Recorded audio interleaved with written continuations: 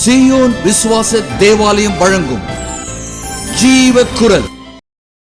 போதகர் விக்டர் ஞானராஜ் பல்லாண்டுகள் பீபா வானொலி மூலம் தேவ செய்தியினை வழங்கியுள்ளார். தற்சமயம் தென்னிந்தியாவின் திருச்சி பட்டணத்தில் உள்ள சீயோன் விசுவாச தேவாலயத்தின் போதகராய் இருக்கிறார். அந்த ஆலயத்தின் ஆராதனையில் வழங்கிய அனலுள்ள கருத்தாளம் நிறைந்த செய்தியின் மூலம் ஆசீர்வாதம் பெறுங்கள்.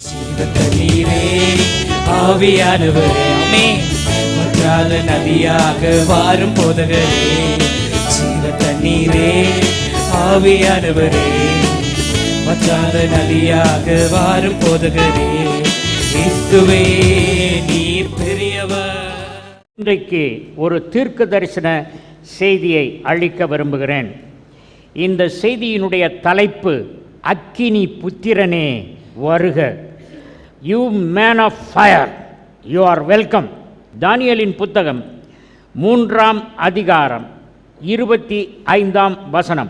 அதற்கு அவன், இதோ 4 பேர் விடுதலையாய் அக்கினியின் நடுவிலே உலாவுகிறதை காண்கிறேன், அவர்களுக்கு ஒரு சேதமும் இல்லை, 4ஆம் ஆளின் சாயல் தேவபுத்திரனுக்கு ஒப்பாயிருக்கிறது என்றான். என் மொழிபெயர்ப்பில், அதற்கு அரசன் கட்டவிழ்த்து விடப்பட்டவர்களாய் அக்கினி நடுவே உலா வருகின்ற 4 காண்கின்றேன், ஒரு தீங்கும் அவர்களுக்கு நேரவில்லையே. நடைபோடும் 4ஆம் அவர் தெய்வ திருமகனைப் போன்று காட்சி அளிக்கின்றாரே என்று அரசன் நேபுகாத்நேச்சார் ராஜா 4ஆம் அவராகிய அக்கினியில் சாத்ராக் மேஷாக் ஆபேத்நேகோவோடு நடைபோட்ட 3 சகோதரர்களோடு கூட அவர் நடைபோட்டார், அக்கினியில் நடைபோட்டார். அந்த பேசேஜ் நீங்கள் தானியேலில் வாசித்து பார்ப்பீங்கன்னா அவங்க ட்ரெஸ் எல்லாம் போட்டிருக்கு. அந்த தலப்பா கட்டியிருந்தாங்க. யூதர்கள் தலப்பா கட்ட மாட்டாங்க, அந்த பாபிலோனிய ஸ்டைல் படி தலப்பா கட்டியிருந்தாங்க. வெளியாடை, உள்ளங்கி, முடி எல்லாம் இருந்தது. ஆனால் ஏன் ட்ரெஸ்ஸை பற்றி எழுதியிருக்காங்கன்னா, அக்கினி சாதாரண அக்கினி இல்லை, பூலோக அக்கினி 7 மடங்கு ஸ்ட்ராங் ஆக்கப்பட்டது. அந்த அக்கினிக்கு போய் ஃபயர் போட போனவங்க, ஃபியூயல் ஊற்ற போனவங்க, அவங்க செத்து போயிட்டாங்க அந்த ஜூட்டில். அவ்வளோ பயங்கரமான சூடு. அதில் தூக்கி அவங்களை கெட்டி தூரத்தில் இருந்து எரிஞ்சாங்க. 3 பேர் தான் எரிஞ்சாங்க. அடுத்த வசனம் தானியேல் 3:26. அப்பொழுது நேபுகாத்நேச்சார் எரிகிற அக்கினி சூளையின் வாசலண்டைக்கு வந்து, உன்னதமான தேவனுடைய தாசராகிய சாத்ராக் மேஷாக் ஆபேத்நேகோ என்பவர்களே, நீங்கள் வெளியே வாருங்கள் என்றான். அப்பொழுது சாத்ராக் மேஷாக் ஆபேத்நேகோ என்பவர்கள் அக்கினியின் நடுவிலிருந்து வெளியே வந்தார்கள். பாருங்க, போடுறதுக்கு முந்தி அவங்கள ட்ரைட்டர், ராஜாவை வணங்காத முட்டாள்களே என்று என்னெல்லாம் சொன்னோன்னோ தெரியாது, ரெக்கார்ட் ஆகலை. ஆனால் 4 பேர் நடந்த உடனே அவன் சொல்கிறான், உன்னத தேவனின் பணியாட்களே, உங்கள் தலைமுடி கூட கருகவில்லையே, மேற்போர்வை, உள்ளாடை, தலைப்பாகை முதலியன தீப்பற்றாமல் அக்கினி நாற்றம் கூட வீசாது காணப்படுகின்றதே, என்ன அதிசயம் என்று ராஜா வியந்து சொன்னானாம். அக்கினி சூளையில் 3 தேவனுடைய பிள்ளைகளோடு 4ஆம் நபராய் நடைபோட்ட இயேசு கிறிஸ்து 4ஆம் நபர், அக்கினி புத்திரன். சாத்ராக் மேஷாக் ஆபேத்நேகோவோடு அக்கினி சூளையில் நடைபோட்ட நான் இனி ஊழியக்காரர்களாகிய உங்களோடு நடைபோடுவேன், உன்னோடு நடைபோடுவேன் என்று சொன்னார். ஆண்டவரோடு நடைபோடுவது. ஏனோக்கு தேவனோடு நடைபோட்டான், தேவன் அவனை எடுத்துக்கொண்டார், அவன் காணப்படாமல் போனான் என்று சொல்லப்பட்டிருக்கிறது. ஆண்டவரிடத்திலே நான் கேட்டேன், ஏனோக்கு தேவனோடு நடைபோட்டான், அதை போல நானும் உம்மோடு நடப்போணும். தேவன் எடுத்துக்கொண்டார். எப்போ? ராப்சரில். அவன் காணப்படாமல் போனான். விக்டர் ஞானராஜ் இங்கே ஒரு ஆலயம் இருந்ததுயா, நிறையா மக்கள் வருவாங்கய்யா, ஞாயிற்றுக்கிழமை பேசுவாங்கய்யா, அங்கெல்லாம் சாமியானா போடுவாங்க. இப்போ ஒன்றுமே காணுமே, கட்டடத்தில் உள்ள ஆளே காணுமே. இங்கே ஒரு செக்ஸ்டன் குவார்ட்டர்ஸ் கூட இருக்கும், அது கூட ஆளை காணும். எல்லாம் நாங்கள் என்ன எங்கே போனாங்கன்னு தெரியலையே, ஊரை விட்டு போயிட்டாங்களா அப்படின்னு செய்தித்தாளில் போடுவாங்க, செகண்ட் கம்மிங் டைமில் போடுவாங்க. பெரிய போதகர், சீயோன் விசுவாச தேவாலயம் என்று கருமண்டபத்தில் இருந்த போதகர், திருசபையின் மக்கள் எல்லாரையும் காணும், எங்கே போயிட்டாங்கன்னு தெரியும். இந்த சம்பவம் என் வாழ்நாட்களில் நடக்கும் என்பது என்னுடைய நம்பிக்கை. பட்ரிஷியா கிங் என்று அழைக்கப்படுகிற ஊழியக்காரி அவர்களுக்கு வெளிப்படுத்தின சில காரியங்களை சொல்ல விரும்புகிறேன். That coincides with this topic. இது தீர்க்க தரிசன செய்தி, இனி நடக்கப் போகிற செய்தி. இனி என்ன நடக்கப் போகிறது என்று சொல்ல விரும்புகிறேன். நம்பர் 1, இயேசு கிறிஸ்து அக்கினியிலே அந்த மூவரோடு நடை போட்டவர் உங்களோடு நடை போடுவார். நடை போடுறது தெரியும். வாசிங்க மேத்யூ 3:11. மனம் திரும்புதலுக்கென்று நான் ஜலத்தினால் உங்களுக்கு ஞான ஸ்நானம் கொடுக்கிறேன். எனக்கு பின் வருகிறவரோ என்னிலும் வல்லவராயிருக்கிறார். அவருடைய பாதரட்சைகளை சுமக்கிறதற்கு நான் பாத்திரன் அல்ல. அவர் பரிசுத்த ஆவியினாலும் அக்கினியினாலும் உங்களுக்கு ஞான ஸ்நானம் கொடுப்பார். நீங்கள் மனம் திரும்புவதற்கு நீரில் திருமுழுக்கினை நான் கொடுக்கின்றேன். என்னை விட வலிமை மிக்கவர் எனக்கு பின் வருகின்றார். அவரது மிதியடிகளை தொடும் தகுதியற்றவன் நான். அவர் தூய ஆவியாலும் அக்கினியாலும் உங்களுக்கு திருமுழுக்கு கொடுப்பார். இங்கே கடைசி பகுதி ரொம்ப முக்கியம். அவர் தூய ஆவியாலும், பார்ட் நம்பர் 1, அக்கினியாலும் உங்களுக்கு திருமுழுக்கு கொடுப்பார். Part number 2.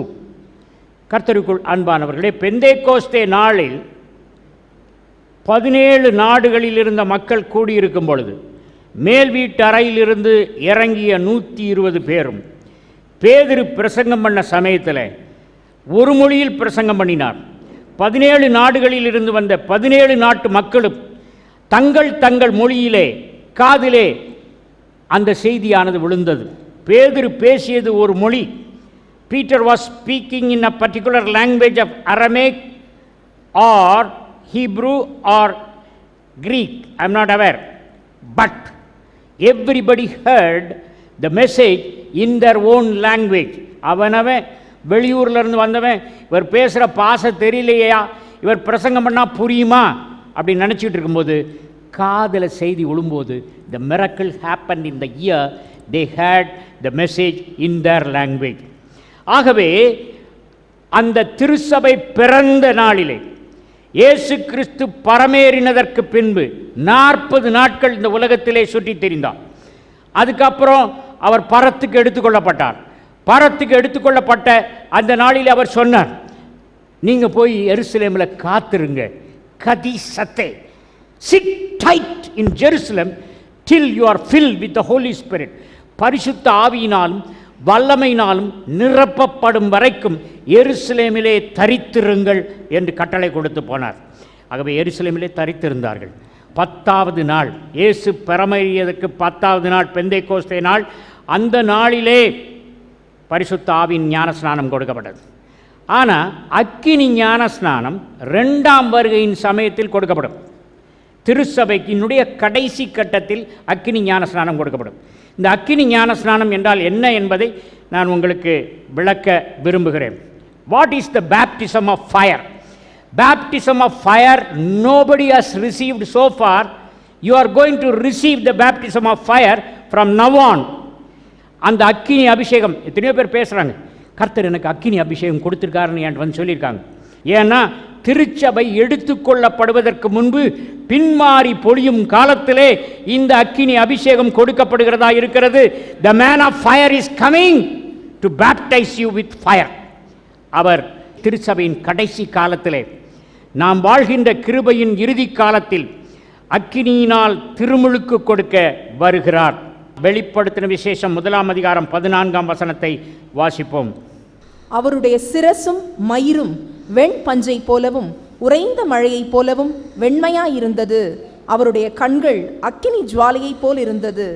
அவருடைய கண்கள் தீப்பிழம்பாய் சுடர்விட்டது. கால்கள் உலையில் காய்ந்த வெண்கலம் போன்று பளிச்சிட்டது. குரல் சுனாமியின் பேரிரைச்சலாயிருந்தது.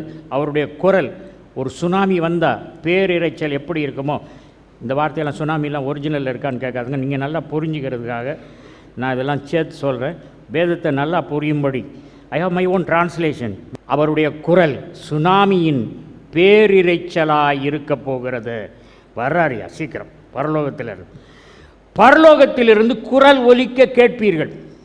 எப்படி இவர் என் நேசகுமாரன், இவரில் பிரியமாயிருக்கிறேன் என்று சொல்லி குரல் பரலோகத்திலிருந்து வந்ததோ, பரலோகத்திலிருந்து நீ துன்பப்படுத்துகிற இயேசு நானே, முள்ளில் உதைக்கிறது உனக்கு கடினமாமே என்று இயேசு கிறிஸ்து பரலோகத்திலிருந்து குரல் கொடுத்தார். அதே மாதிரி பலவிதமான பரலோக குரல்கள் உலகத்தில் கேட்க ஆரம்பித்திருக்கின்றன. பரலோகம் பேசுகிறது, பரலோகம் பூமியோடு இணைந்து வருகிறது. இந்த அக்கினி எப்படின்னு சொன்னால், யாத்திராகமம் 4ஆம் அதிகாரத்தில் மோசே ஆடுகளை மேய்த்து கொண்டிருந்த பொழுது முட்செடியில் வந்த அந்த அக்கினி கிளைகளை எரித்து போடவில்லை, இலைகளை எரித்து போடவில்லை, சாம்பலாக்கி விடவில்லை. அக்கினி நின்றது, மரமும் நின்றது.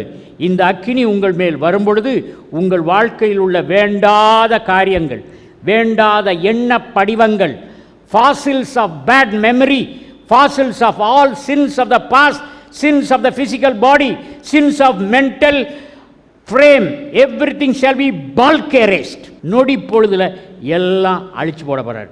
எப்படி பாவலாம், எவ்வளோ பாவம் செய்திருக்கிறப்பா, எப்படி பரிசுத்தமாகிறது? அந்த அக்கினி சுட்டரிச்சிருச்சுப்பா. அந்த அக்கினி உங்களை கம்ப்ளீட்டாக வேண்டாதெல்லாம் சுட்டரிச்சிருச்சு, பர்ஃபெக்ட் ஆக்கிடுச்சு. பர்ஃபெக்ட் ஆனால் என்ன ஆகும்? இருதயத்தில் சுத்தமுள்ளவர்கள் பாக்கியவான்கள், அவர்கள் தேவனை தரிசிப்பார்கள். அப்போதான் நம்ம கண்ணு திறக்கும். கண்ணு திறந்தவுடனே ஆண்டவர் தெரியும். எப்படி கண்ணு திறந்தது?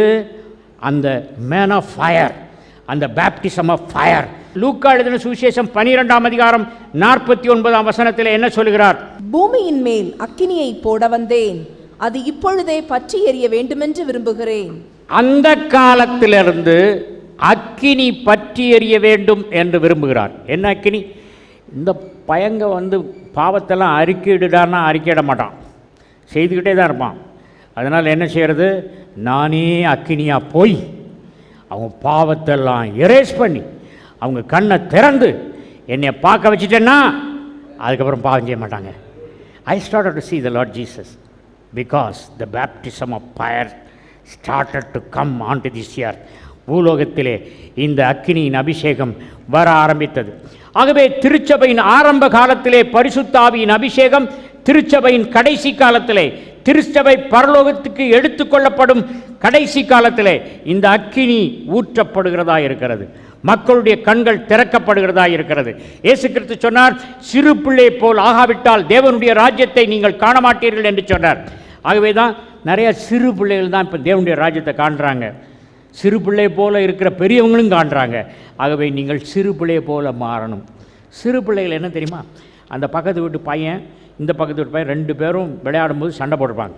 இந்த பையன் வந்து சொல்லுவான், அப்பா அந்த பையன் அடிச்சிட்டான்ப்பா. அவன் போய் சொல்லுவான், இவன் அடிச்சிட்டான் அப்படிமா. யார் அடிச்சிட்டான்னு தெரியாது. இந்த 2 அப்பா வந்து சண்டை போடுவான். ஏய், என் மகன் அடித்தானே உங்கள் மகன்? இல்லைடா, உங்கள் மகன் தான் என்னையும் அடித்தான். 2 பேர் சண்டை போடுறான். இந்த 2 பையங்களும் விளையாண்டுட்டு இருக்கான். கொஞ்ச நேரத்தில் பார்க்குறேன், ஏய் இவங்க விளையாடுறாங்கப்பா, நம்ம போகலாம், நம்ம ஏன் சண்டை போடுறோம்? அவங்க தான் விளையாண்டுட்டு இருக்காங்களே, சரி போகலாம். அவன் போகிறான். சாரிப்பா, சாரி பிரதர், போகிறான். சிறு பிள்ளை போல் ஆகணும்பா. அப்படி தான் நம்ம ஆக முடியலை, கஷ்டம். அதனால தான் தேவனுடைய ராஜ்யத்தை காண முடியலை. இந்த அக்கினி என்ன செய்ய போகுது? நம்மளை சிறு பிள்ளைகளாக மாற்ற போகுது. சிறு பிள்ளையை போல் ஆனால் என்ன ஆகும்? பரலோகத்தை நம்ம பார்க்க ஆரம்பிச்சிருவோம். மல்கியா தீர்க்கதரிசன புத்தகம் 3ஆம் அதிகாரம் 2ஆம் வசனம். ஆனாலும் அவர் வரும் நாளை சகிப்பவன் யார்? அவர் வெளிப்படுகையில் நிலை நிற்பவன் யார்? அவர் புடமிடுகிறவனுடைய அக்கினியைப் போலவும் வண்ணாருடைய சபுக்காரத்தை போலவும் இருப்பார். இந்த அக்கினியை பற்றி சொல்லும்போது, அக்கினி என்னன்னா ஜட்ஜ்மெண்ட். எல்லாரும் சொல்றாங்க, தேவன் நியாயம் தீர்க்க வருகிறார், அக்கினியை போல் உங்களை சுட்டு போடுவார். சுட்டு போட வரல. இந்த அக்கினி என்ன அக்கினி? இந்த அக்கினி சுத்திகரிக்கும் அக்கினி, பதரை எரிக்கும் அக்கினி. அவர் சொன்னார், கோதுமையும் பதரையும் பிரிப்பார். இங்கே ஒரு கோதுமை இருக்குது, அதில் பதர் இருக்கு, ஹஸ்க் இருக்கு. அவர் என்ன செய்வார்? இந்த பேப்டிசம் ஆஃப் ஃபயர் அந்த பதரை சுட்டரிச்சிட்டு இந்த கோதுமையை களஞ்சியத்தில் கொண்டு போய் சேர்ப்பார். ஆகவே நம்மெல்லாம் களஞ்சியத்துக்கு இப்போ போக முடியல. ஏன்? பதர் சுற்றி வர இருக்கு. we are covered with the husk. அப்போ அந்த ஃபயர் வரும்போது அந்த பதரையோ அக்கினியில் சுட்டரிப்பார். This is the baptism of fire. அந்த அக்கினி சுட்டரித்த உடனே இந்த கோதுமை மணி, அந்த கோதுமை மணி என்ன செய்வார்? களஞ்சியத்தில் சேர்ப்பார். களஞ்சியம் பரலோகம், அந்த களஞ்சியத்திலே ஆண்டவர் சேர்ப்பார். அவர் வரும் நாளை எதிர்கொள்வோர் யார்? அவர் தோன்றும் வேளை அவர் சமூகத்தில் எவன் நிற்கக்கூடும்? புடமிடும் அக்கினி போன்றும் சலவை தொழிலாளியின் சோப்பை போன்றும் அவர் வருகிறார். புடமிடும் அக்கினி, இது ஜட்மெண்டல் ஃபயரில். புடமிடும் அக்கினின்னா என்னது? ஒரு குரூசிபிளில் கோல்டு எடுத்துகிட்டு அல்லது சில்வர் எடுத்துகிட்டு அதை சூடு பண்ணுறான். அது உருகி மேலெல்லாம் கசடு வருது. அந்த கசடை அவன் எடுத்துடுறான். அதுதான் புடமிடும் அக்கினி, அழுக்க எடுக்கிறதற்கான அக்கினி.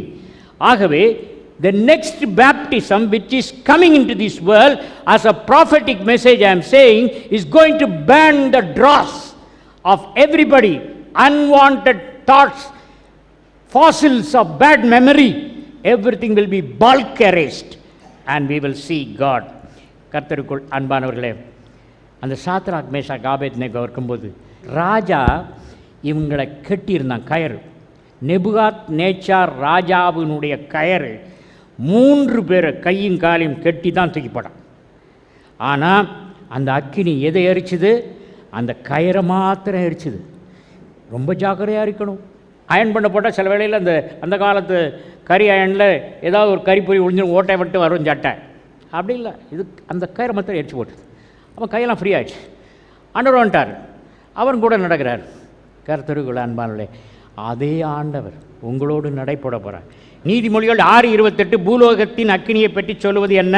தன் கால் சுடாமல் எவனாவது தழலின் மேல் நடக்கக்கூடுமோ? கால் சுடாமல் எவனாவது தணலில் நடக்கக்கூடுமா? சுடும். அக்கினியில் நடந்தால் சுடும்.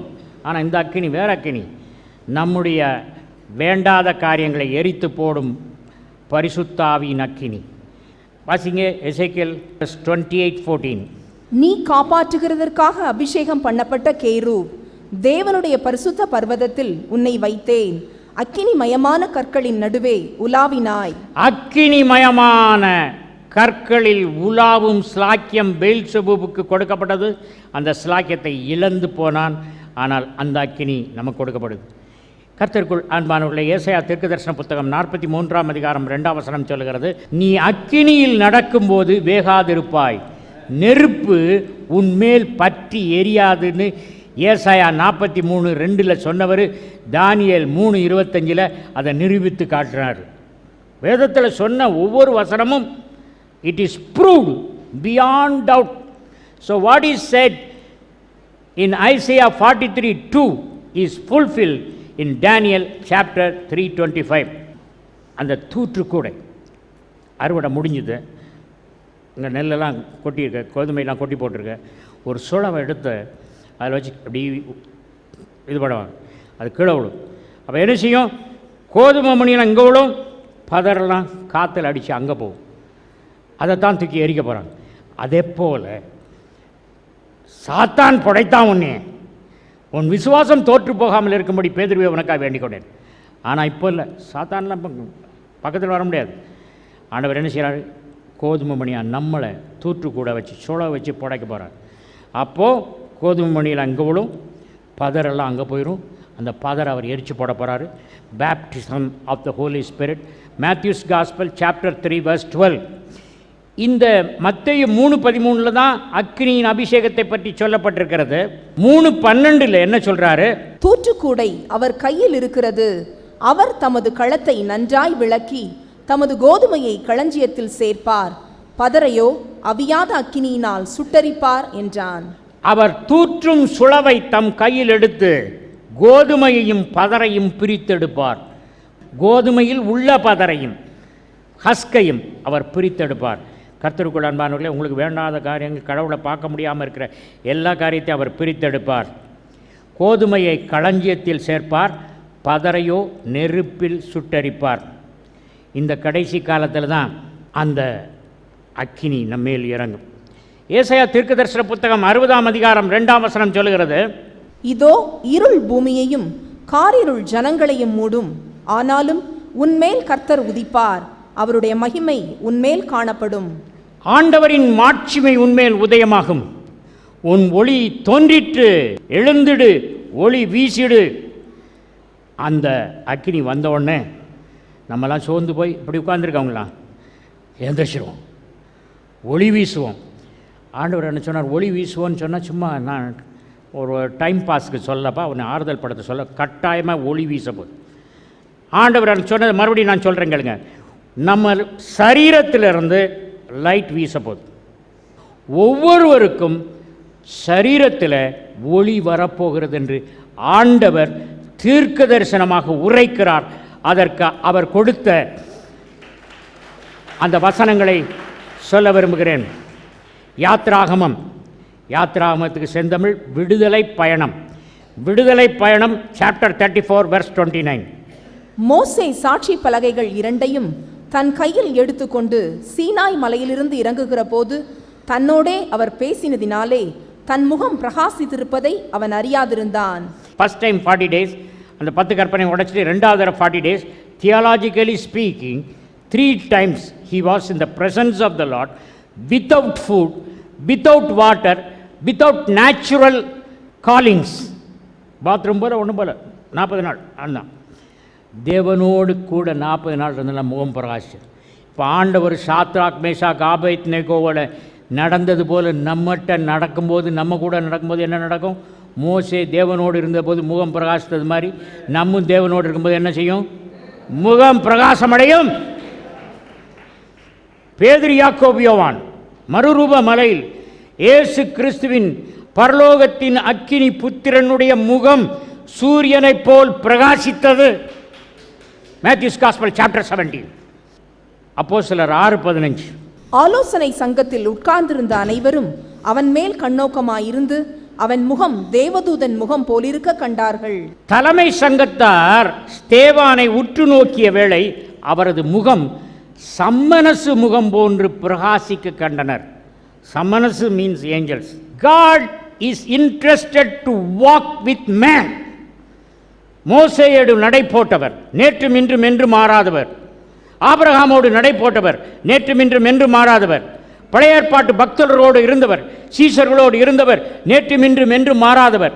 பதர் நம்மளை சுற்றி இருக்கிறதுனால ஏற்பட்ட அனுபவத்தை வச்சுட்டு நீங்கள் யோசிக்காதுங்க. பேதுருவை கடலில் நடக்க சொல்கிறார். நமக்கெல்லாம் கடல் ரொம்ப பார்த்ததில்லை. மெரினா பீச்சை வெளியே இருந்தால் பார்த்துருக்கோம். ஆனால் பேதுரு தினந்தோறும் கடலில் போனாள். அவருக்கு தெரியும் எத்தனையோ தடவை கடல் கொந்தளிச்சிருக்கு. கடல் கொந்தளிச்சுன்னா சில சமயத்தில் பேதுரு படகுலேருந்து அப்படியே தண்ணியில் குதித்து நீச்சல் அடித்து தப்பிச்சிருப்பான். இப்போ இவர் ஆண்டவர் சொல்கிறாரு நடன்றார். அவனுக்கு ஞாபகம், அவன் முதல்ல நடன்னு சொன்னோன்னு அவர் வார்த்தையை கேட்டான், நடக்க ஆரம்பித்தான். டேய், போன வாரம் நீ கப்பலில் போகும்போது வெள்ளம் வந்து உள்ள மூழ்கினது ஞாபகம் இருக்கா? இப்போ நான் என்ன பண்ணிட்டுருக்கேன்? தண்ணியில் நடக்கிறேன். குர் இறங்க ஆரம்பிச்சிட்டேன். The word of God says Peter began to sink. That means he started sinking inch by inch by inch. Not anybody who is sinking will simply sink. They will not sink by inch by inch by inch. Because the more he was thinking about his past experience, he started to sink against the word of God. ஆண்டவர் சொன்னார், தண்ணியில் நடந்து வான். அழைப்புகள் important. வருத்தப்பட்டு பாரம் சுமக்கிறவர்களே நீங்கள் எல்லாரும் என்னிடத்தில் வாருங்கள். It's an invitation. நம்ம என்ன சொல்கிறோம்? ரொம்ப பாரம் இருக்குது பாஸ்டர், நான் சுமந்துக்கிட்டே இருக்கிறேன். எனக்கு ஃபோன் பண்ணுறவங்களாம் குடும்பத்தில் ரொம்ப பாரம், அவர்கிட்ட போங்க. ஏன் பாரத்தெல்லாம் அப்படி தானே சொல்கிறேன், பாரமெல்லாம் போயிடுச்சே. அவர் என்ன சொல்கிறாரு? அழைப்புகள் முக்கியம். வேதத்தில் உள்ள அழைப்புகளை நீங்கள் படித்து பார்த்து ஆண்டவருக்கு தினந்தோறும் அழைப்புகள் கொடுங்கள். இயேசுவும் அவருடைய சீசர்களும் கானாவூர் கல்யாணத்திற்கு அழைக்கப்பட்டிருந்தார்கள். அதனால தான் அவர் வந்தார். ஏன் நமக்கு வரல? நம்ம பக்கத்து வீட்டு காசு இல்லைன்னா பக்கத்து வீட்டு மாமா கடன் தருவானா? அந்த அங்கிள் வருவாரா? இந்த சித்தப்பாட்டை போய் பார்க்கலாமா? கேளையா, அவர்கிட்ட கேளு. நான் யார்கிட்ட கேட்குறது? God is giving me. ஆகவே அவர் வருத்தப்பட்டு பாரம் சுமக்கிறவர்களின் பாரத்தை தீர்க்க வந்தார். இயேசு அழைக்கப்பட்டார். நடக்கணும்னு சொன்னா, Peter, you are inside a box of your old experience. The experiences of the past will imprison you from jumping out of the box into a new dimension of walking. நீ கடந்த கால அனுபவங்கள், உன்னுடைய தோல்விகள் எல்லாம் யோசித்தன்னா 12 சீசர்கள் இருக்கிறாங்க. 11 பேரும் முட்டாப்பைய பீட்டர் தண்ணியில் நடக்கணும்னு மூளை இல்லாமல் கேட்குறான்பா அப்படின்னு இந்த 11 பேர் உட்காண்டான். நல்ல வேளை நம்ம தலைவர் போனால் நமக்கு நல்லது, அடுத்தது நம்ம உள்ள ஒருத்தன் தலைவனாகலாம். அதனால் பேதுரு கொஞ்சம் துடுக்காக பேசுவான். அதனால் இவன் போட்டோன்னு சொல்லி எல்லாரும் பேதுரு போனப்பா அப்படின்னு சொல்லலை. நீ நடக்கணும்னு ஆசைப்படலாமா? அவர் மாதிரி குருநாதர் மாதிரி இருக்க ஆசைப்படலாமா? உட்காரு, நேசிச்சா சொல்லியிருப்பாங்க, போட்டுண்டா விளட்டுண்டா மூழ்கியே போட்டும் அப்படி தோட்டி விட்றான். ஆனால் மூழ்க ஆரம்பித்தவுடனே பேர் கை கொடுத்தார்.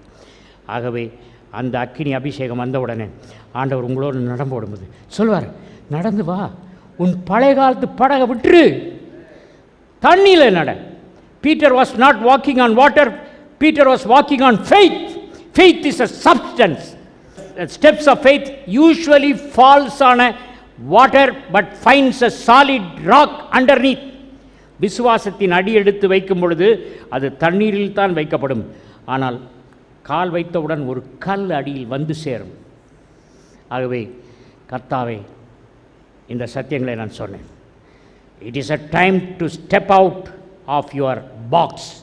Old experience, let it not limit you from seeing the Lord who could do mighty things for you.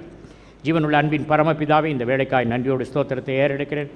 ஆசீர்வதிங்க இந்த மக்களுக்கு. நீங்கள் நான் பாவின்னு நினச்சிட்டு இருக்காங்க, அவங்களுக்கெல்லாம் சின் கான்ஷியஸ்னஸ் போயிட்டு சன் கான்ஷியஸ்னஸ் வரட்டும். குமாரனை பற்றி சிந்திக்கட்டும். அக்கினி புத்திரனே, சாத்ராக் மேஷாக் ஆபேத்நேகோவோடு நடை போட்டவரே, இந்த மக்களோடு நடை போடும்படி கேட்கிறேன். நோயினால் அவதிப்பட்டு கொண்டிருக்கிறவர்களுடைய நோயின் காரணங்களை சுட்டெரிப்பீராக. வறுமையினால் பாதிக்கப்பட்டிருக்கும் மக்களுக்கு அந்த வறுமையை நீக்கி அவர்களுக்கு பொருளாதார ஆசீர்வாதத்தை கொடுப்பீராக. Supply the finance. பிள்ளைகள் திருமணமாகவில்லையே என்று கன்னத்தில் கை வைத்துக் கொண்டிருக்கும் சகோதரியே, in the name of Jesus Christ of Nazareth, I am telling you, the right kind of bridegroom is coming in search of your daughter. God is going to bless you. If you are seeing my program in the hotel, get ready to receive the baptism of fire. God, ignite my heart, ignite my body with the baptism of fire, that I'll be like a lion against the lion of Satan. பல்லு பிடுங்கின பாம்பு மாதிரி, பல்லு பிடுங்கின சிங்கம், கர்ஜிக்கிற சிங்கம் தான் யூதராஜ சிங்கம் என்னோடு இருக்கிறார், உங்களோடு இருப்பார். இயேசுவின் நாமத்தில் ஜெபிக்கிறேன் நல்ல பிதாவே, ஆமென். போதகர் விக்டர் ஞானராஜ் எழுதிய உங்களுக்கு தெய்வீக சுகம் என்னும் புத்தகம் வேண்டுவோர் எங்களை தொடர்பு கொள்ளவும். சார்ல்ஸ் கேப்பின் பேனாவிலிருந்து என்னும் புதிய நூலை நான் தமிழில் மொழிபெயர்த்து வெளியிட்டிருக்கின்றேன். அதனை விலைக்கு வாங்க எங்களிடம் தொடர்பு கொள்ளவும். இருப்பதை மாற்றி வருவதை உருவாக்கும் வழியை அந்த நூலை படிப்பதின் மூலம் நீங்கள் புரிந்து கொள்ளலாம். போதகர் விக்டர் ஞானராஜ் எழுதிய முத்தான சத்தியங்கள், தேவதூதர்களின் பணி என்னும் புத்தகங்கள் எங்களிடமும் கிறிஸ்தவ புத்தக கடைகளிலும் கிடைக்கும். விலைப்பட்டியலுக்கு தொடர்பு கொள்ள வேண்டிய லேண்ட்லைன் 913432545457. ஜெப உதவிக்கு தொடர்பு கொள்ள வேண்டிய மொபைல் எண் 911345100944. எங்கள் அலுவலக முகவரி ஜீவக்குரல் 18/32 மங்கம்மாள் சாலை, திருச்சி 620021, தமிழ்நாடு, இந்தியா.